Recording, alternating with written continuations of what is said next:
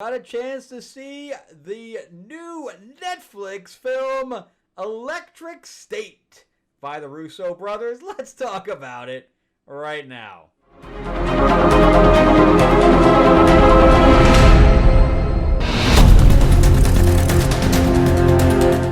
Welcome back to the channel, everyone. Thank you so much for spending time with me as we rant about movies, comic books, and television shows, as well as the occasional board game.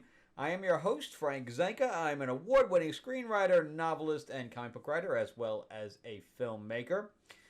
And yeah, we're going to talk about the Electric State, as opposed to the Electric Slide. But, oh man. But before we do, remember to give that like, give me that subscribe if you can. I am trying to grow the channel out, so get notified about when I launch additional videos throughout the week. I normally do one a day, although I'm trying to go back on set within a week or so, a week and a half, so I might diminish there a little bit. Plus, as I mentioned, I am a screenwriter and a novelist and comic book writer. So if you want to check out my stuff, you can go to Amazon.com and just type in Frank Zanka, and all of my stuff will come up. You'll see Destiny Aurora. I have a 4-novel series there that was also turned into an RPG, a graphic novel, a board game, and it's also on Audible. These are all Kindle as well as printed, so either way, if you get them printed, then I sign them as well. Also, Tales of Ravenor, the Iron Witch, which is my fantasy novel. There's also a Holocaust biography and a horror one called The Awakening, and I'm working on a new book right now, and I'm also working on a new comic right now called Fairy Tales of Terror. All right, so let's jump into the Electric State, and yeah, this exists. So here's what I don't understand. There's a lot of what I do not understand here, because there is a lot of talented people working on this film. This film this is a Netflix exclusive film. It was created by Netflix with the Russo brothers. Obviously, the Netflix just gave the Russo brothers money and said, go make whatever you want. And they came up with this. This is based on a book by Simon Stahlhag. So you say that as you like, but I think that's pretty close. And they brought in their own writers that they have worked with forever. And I really like the Russo brothers for the most part. I like some of the other Netflix shows they've done, like the ones with Chris Hemsworth. But this one, this was a $320 million film. Can you imagine? With $320 million, you can do whatever you want. I mean, literally whatever you want. You can hire whoever you want. You can create CGI of whatever you want. I mean, there's just really no limits to the amount of things that you can do with that kind of budget. That is the budget of a normal Marvel film, even higher than a normal Marvel film with multiple rewrites. I think that's pretty much the Snow White budget. So the writers here, and get this, these two guys are a writing team, and they did The Gray Man, which that's a give or take right there. Avengers Endgame, which I hated.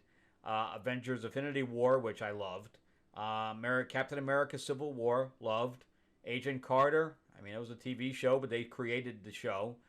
Winter Soldier, my favorite of all the Captain America movies, probably really high up there for just Marvel in general. Thor Dark World, okay. Pain and Gain, Captain America. So these guys are very hit and miss. They did all the Narnia movies. So, these guys have a very hit and miss, but they're mostly hit, So even their misses are at least entertaining, and that's how I kind of feel about this.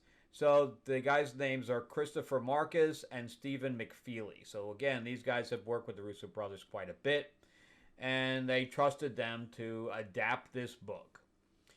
I never read the book. I don't know how that goes, but Billy Bobby Brown and Christopher Pratt. I like them both. They're very fun to watch. I don't know what's going on with Millie Bobby Brown. I understand, hey, it's the Russo brothers from the Marvel. Yes, the answer is yes, no matter what, whether she read the script or not before this. Of course, Chris Pratt was almost obligated because he had worked with them before and he's going to work with them again. So he was obligated to come in and do it. But Millie Bobby Brown is the second Netflix movie because she also did Damsel that was horrible with a great deal of special effects. And that's kind of how this is. So this has an amazing, amazing cast on top of the two leads. I did like the little promo they did about the machines from the 80s. I thought that was very funny. And again, both those characters are fun to watch. Then you had Ki Hwan Kwan, who's making his comeback. He doesn't have a very large part. Giancarlo Esposito, is that how you say it? It's Esposito, I think it said. I think the accent's in a different spot. But he's barely in it physically. The only thing you see is the screen with his face. That's like a one-day shoot. He probably only was in one day because you only see him physically in the apartment. That's it. Woody Harrelson was just a voice, and we'll get into his part in a second. Anne Russo is in this too. I guess that's a family member of the Russos. And Alan Tudyk. Tudyk played one of the voices of Cosmo. I don't really know who that is. Stanley Tucci. So there's just a pile of name actors here. It's kind of like a who's who of actors. So there's nothing wrong with the acting here. And I don't know who played the voice of Herman, but I thought he was very good too. Again, the voice, there's nothing wrong. Let's go through the positives here. The positives are that the acting is great. Okay, they did a really good job. All the voice actors gave their all with this. There's nobody dialing it in. They tried their best to make a very limited script work. And we'll get into the bad, but you can kind of see where I'm going already. But the positive is the special effects are great and the design work is great. I thought the design work on the robots was very good. I thought the design work on the android avatars was good. Of course, we've seen these kind of avatar type of things where the people are at home, they have a headset on, they're controlling another body. We've seen that before. This is not the first time. So that was called Surrogates with Bruce Willis. It was based on a comic book by Robert Venditti. And everybody hated that movie. I actually really liked that movie because it had something to say about society. They try to make the same element here, but it's kind of just lost in the shuffle. But because it's just like something she says, at the end. But it almost matches the entire scene from Surrogates, where everybody comes out of their house rubbing their eyes and stuff like that because they're used to seeing, this inside of the screen where they have a headset on. And it's almost matched from Surrogates. So they're not doing anything original there. We've already seen the whole robot, I need to have, freedom. We saw that even in Solo, a Star Wars story. We've already seen it. Of course, we've seen robots versus humans all over the place. That's kind of a dead issue at this time, starting with in the 80s with Terminator. So, they didn't come up with anything new here. There's literally nothing new. And so let's go to the bad, because that's the only thing I have here, is the special effects, the design work on the world and the robots and the acting, the cast. That's all the positives I have here. Because throughout this entire thing, I was rolling my eyes. I chuckled at a couple of times because they had Mr. Peanut being the leader. I laughed at that because it was funny as shit. The other character I really liked was I liked Herm. I thought he was really good. And then I liked the post woman. I liked all that. I thought those three characters were probably the standouts. What I didn't like was that they tried to mix the 80s with AI. That does not mix at all. Somebody said, oh, we want to have the 80s style. You know, he had the mullet and all that stuff. But they had literally cord phones where they had tone phones. How do you have that in AI and digital? Because I was like, all right, the robots are still AI, right? But they are mechanical. But then you had Herm's face that was completely digital. So if you have digital everything, you can't have cord phones. It doesn't mix. So some of the stuff that he had in his warehouse was interesting because it was old, but the whole premise just doesn't work. The whole premise of the script is god awful, horrible.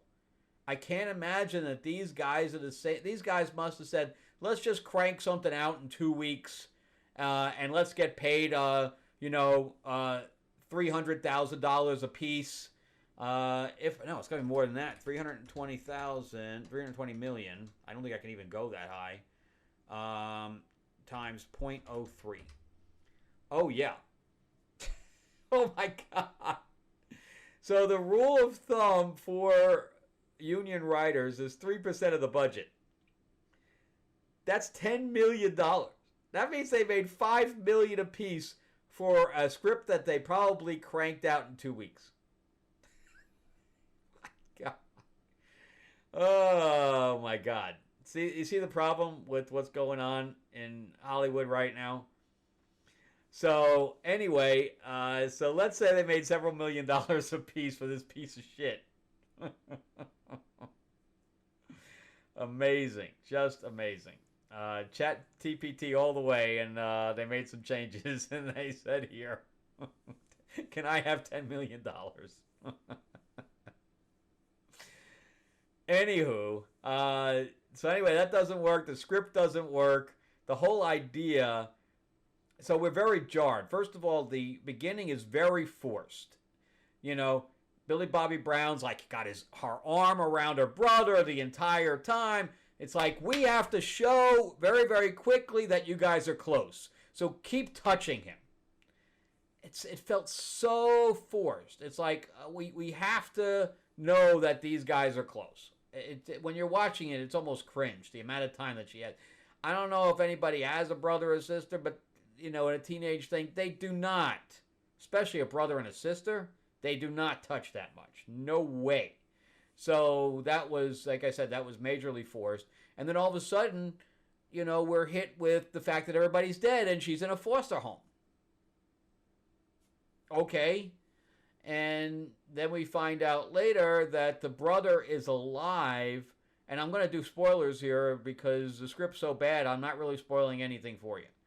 That we find out later that the brother's alive and, you know, is hooked up to this machine that is keeping all of the machinery, not the robots, but all of the corporation's machines alive. Okay?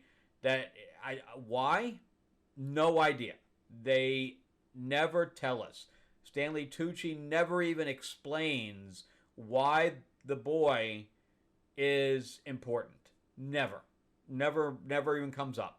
All we know is that he was very, very smart at a genius level. But what does that have to do with his brainwaves being the only person, he's the only genius in the world? That is this, you know, conduit between whatever and whatever. I don't even know. Their CPU to all of their machinery that's going throughout the world, including these surrogate avatar robots. That's the other thing, is that they created robots to fight robots. It also makes no sense. Because if if the brother's mind is keeping it, why couldn't it be hacked, right? So I don't really, it doesn't make any sense. Nothing of it makes any sense whatsoever. But anyway, the brother's brain was then partially or wholly put into a robot, of which the guy almost kills, because he doesn't even know that that's the case. And it's, they have to find the robot to put the brain back in the boy. What? So they do that, and then Millie Bobby Brown's character, Michelle Green, has to go and try to save him with the help of the robots that are put into this concentration camp kind of situation, I guess. So what happens is that they have to make a decision of whether to unplug him and kill him or just take him out of it.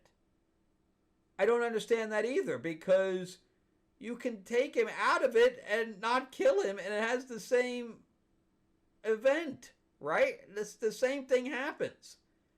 So there's this dialogue that happens between them that is just like has me scratching my head going, what? What?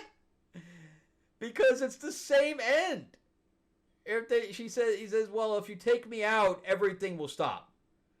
So you're just going to have to kill me, and then everything will stop. What? Either way, there's no conduit anymore. Unless they were trying to intimate that all the robots would die, but they were not connected to the corporation. So that can't be the case. I'm still scratching my head now about what are you even talking about?